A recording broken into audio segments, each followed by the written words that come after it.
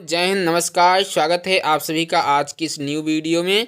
आज की वीडियो में हम आपके लिए लेकर के आए हैं कक्षा 10 2025 हिंदी का क्वेश्चन पेपर। ठीक, ऐसा ही क्वेश्चन पेपर आपको आपकी परीक्षा में देखने को मिलेगा, तो आपको वीडियो ज़रा भी मिस नहीं करना है। आज की वीडियो में हम आपको बताने वाले हैं कि किस टाइप के क्वेश्चंस आपके परीक्षा में आएंगे, कौन सा क्वेश्चन करना है, कौन सा छोड़ना है, कौन सा क्वेश्चन कितने नंबर का होगा, और मैं आपको जो 20 ऑब्जेक्टिव हैं उनके हल भी बताऊंगा, यानी कि उनके जो ऑप्शंस हैं उनका सही जवाब भी बताऊंगा। तो आज की वीडियो बहुत ही इम्पोर्टेंट होने वाली है। तो चलिए हम वीडियो को स्टार्ट करते हैं। इससे पहले अगर आपने हमारे चैनल को अभी तक सब्सक्राइब नहीं किया है तो चैनल को सब्सक्राइब ज़रूर कर लें, क्योंकि आपको पता होगा कि मॉडल पेपर जो होते हैं उनको आपको देख के ज़रूर जाना है। जो पिछले मॉडल पेपर हैं उनको आपको पढ़ना है।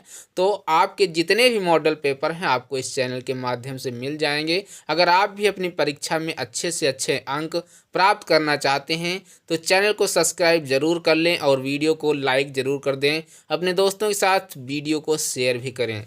तो चलिए बढ़ते हैं अपने वीडियो की तरफ। तो सबसे पहले यहाँ पर आप देख पाएंगे ये अनुक्रमांक आपको डालना है। इसके बाद आपको नाम डालना है। यह मुद्रित जो पृष्ठों की संख्या है ये 8 है। मुद्रित पृष्ठ कौन से होते हैं, जैसे कि जो आपका पेपर है उसमें पेज कितने हैं, तो इस पेपर में 8 पेज हैं। आपको देख लेना है, जितने यहाँ पे लिखे होंगे उतने ही पेज होने चाहिए। हो सकता है कोई एक आधा पेज गायब हो गया हो, तो ये आपको ध्यान देना है वहाँ पेपर में। ऐसा नहीं है कि आपका एक आधा पेज गायब हो गया हो और आप जान ना पाएँ और आपके जो क्वेश्चंस हैं वो छूट जाएं। तो यहाँ पे पृष्ठों की संख्या ज़रूर देख लेना है, 8 हैं, तो आपके पेपर में भी 8 पृष्ठ होने चाहिए।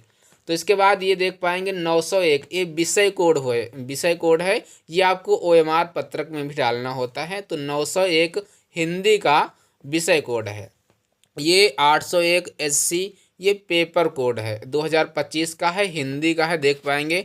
ठीक ऐसा ही पेपर आपको आपकी परीक्षा में देखने को मिलेगा। तो चलिए देख पाएंगे यहाँ पर लिखा है समय। तो समय 3 घंटे 15 मिनट का दिया गया है, पूर्णांक 70 का दिया गया है, सभी को पता होगा। कुछ निर्देश दिए गए हैं, जैसे कि पहला निर्देश है प्रारंभ के 15 मिनट परीक्षार्थियों को प्रश्न पत्र पढ़ने के लिए निर्धारित हैं। दूसरा है सभी प्रश्न अनिवार्य हैं। तीसरा है इस प्रश्न पत्र के 2 खंड हैं, खंड आ तथा खंड बा। और चौथा इंस्ट्रक्शन है, चौथा निर्देश दिया गया है कि खंड आ में 1 अंक के 20 बहुविकल्पीय प्रश्न हैं, जिनके उत्तर OMR उत्तर पत्रक पर देने हैं। यानी कि ये 20 ऑब्जेक्टिव जो हैं ये OMR सीट पर आपको करना है। OMR सीट आपको विद्यालय में मिल जाएगी। इसके बाद 5वां है खंड आ के प्रत्येक प्रश्न का निर्देश पढ़कर केवल प्रदत्त OMR पत्रक उत्तर पत्रक पर ही उत्तर दीजिए। OMR उत्तर पत्रक पर उत्तर देने के पश्चात उसे काटना नहीं है, इरेजर नहीं करना है, व्हाइटनर का प्रयोग नहीं करना है। और छठा निर्देश है कि प्रश्न के अंक उसके सम्मुख अंकित हैं। और 7वां है इंस्ट्रक्शन, 7वां निर्देश है खंड बा में 50 अंक के वर्णात्मक प्रश्न हैं, यानी कि 50 नंबर जो हैं ये आपको लिखित के मिलेंगे और 20 नंबर हैं ये ऑब्जेक्टिव के मिलेंगे। टोटल 70 नंबर मिलने वाले हैं। 8वां इंस्ट्रक्शन है खंड बा के सभी प्रश्नों के उत्तर एक साथ ही कीजिए। चलो आपका खंड आ दिया गया है कि बहुविकल्पीय प्रश्न। तो बहुविकल्पीय प्रश्न ये आपको OMR सीट पर करने हैं। पहला प्रश्न आपका दिया गया है कि चंद्रगुप्त रचना की विधा क्या है। तो चंद्रगुप्त रचना की विधा जो है ये नाटक है। चंद्रगुप्त जो है ये नाटक है, तो किसका है, जयशंकर प्रसाद जी का है। सी वाला का ऑप्शन राइट होता है। इसके बाद क्वेश्चन नंबर 2 दिया गया है कि दीप जले शंख बजे के लेखक कौन है। 4 ऑप्शन दिए गए हैं, तो 4 में आपका राइट जो आंसर है वो है कन्हैयालाल मिश्र प्रभाकर। तो आपको 2 का A लगाना है। इसके बाद तीसरा प्रश्न दिया गया है कि शुक्लोत्तर युगीन लेखक हैं। शुक्लोत्तर युगीन लेखक कौन है ये आपको बताना है। तो इसमें शुक्लोत्तर युगीन लेखक जो हैं ये उपेंद्र नाथ अस्क हैं। सी वाला ऑप्शन राइट होता है। इसके बाद क्वेश्चन नंबर आपका 4 दिया गया है कि हजारी प्रसाद द्विवेदी लेखक हैं। तो हजारी प्रसाद द्विवेदी ये बाण भट्ट की आत्मकथा के लेखक हैं। आपका डी वाला ऑप्शन राइट होता है। ये देख पाएंगे यहाँ पर नंबर दिए गए हैं कि प्रत्येक प्रश्न के कितने नंबर हैं। एक एक नंबर का ये प्रत्येक प्रश्न है। ये आपको मिस नहीं करना है, ये आपको रट के जाना है। इसके बाद लिखा निम्नलिखित में से जयशंकर प्रसाद का नाटक नहीं है।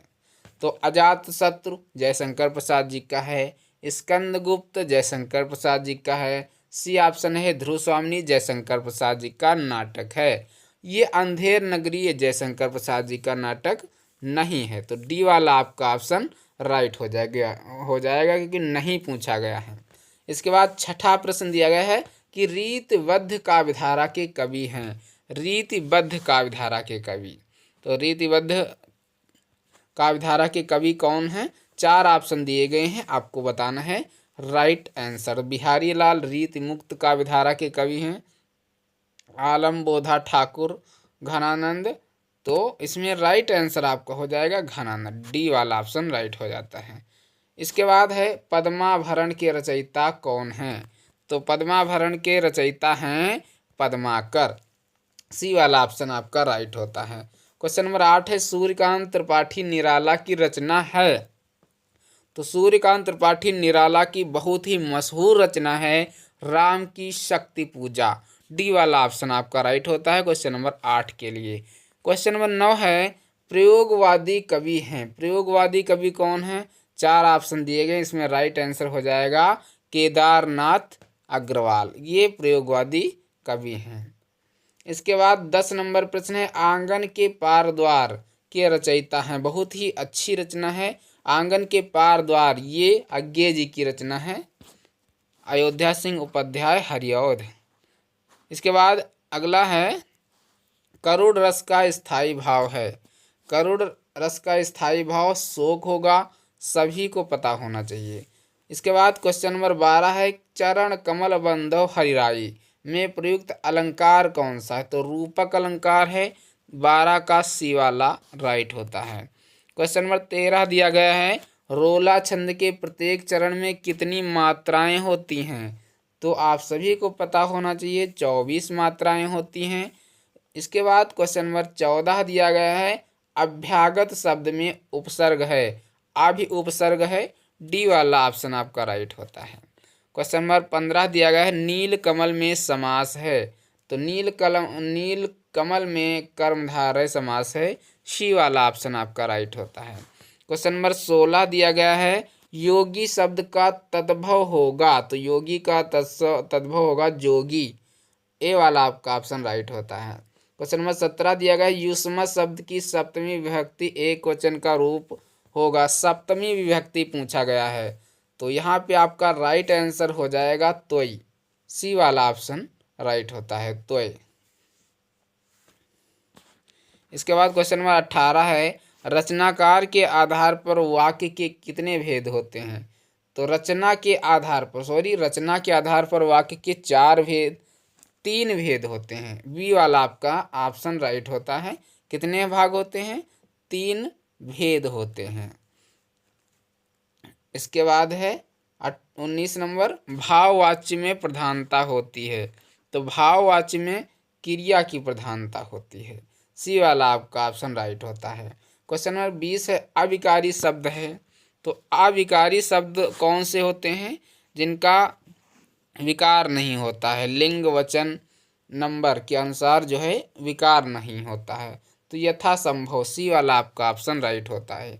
तो ये थे आपके 20 OMR पत्रक पर लिखने वाले जिनका आपको गोला करना होता था, जो राइट आंसर होता था। अब हम बढ़ते हैं आपके लिखित यानी कि वर्णात्मक प्रश्नों की तरफ। तो खंड बा में वर्णात्मक प्रश्न है जो कि 50 नंबर के हैं, और 21 नंबर आपका प्रश्न है निम्नलिखित में से किसी एक गद्यांश पर आधारित सभी प्रश्नों के उत्तर दीजिए। तो ये गद्यांश दिया गया है, इसको आपको अच्छी तरीके से पढ़ लेना है। इसको पढ़ने के बाद यहाँ पे पहला प्रश्न दिया गया है उपयुक्त गद्यांश का संदर्भ लिखिए। तो आपको संदर्भ लिखना है कि प्रस्तुत पाठ्य पुस्तक हमारी हिंदी, उसके जो भी लेखक हैं लेखक हैं और ये किस पाठ का है, ये आपको सब इसमें लिखना होता है। गद्यांश के रेखांकित अंश की व्याख्या कीजिए। ये रेखांकित अंश है, इसकी आपको व्याख्या कर देनी है। सुदृढ़ बाहु का क्या अर्थ है, ये आपको बताना है। इसके बाद अथवा में दिया गया, अगर आप किसी कारणवश ये नहीं ऊपर वाला कर पा रहे हैं तो ये आप कर सकते हैं। इसको आपको पढ़ के नीचे जो ये प्रश्न दिए गए हैं इनके उत्तर आपको देने हैं।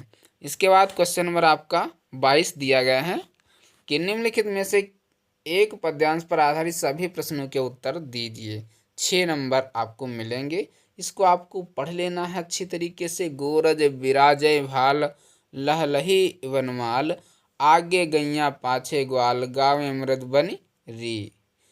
तो ये पढ़ना है आपको। इसके बाद इसके जो प्रश्न दिए गए हैं, उपयुक्त पद्यांश का संदर्भ लिखिए। गोरज के बीच कृष्ण के सुंदर रूप का सजीव चित्रण कवि ने किस प्रकार किया है।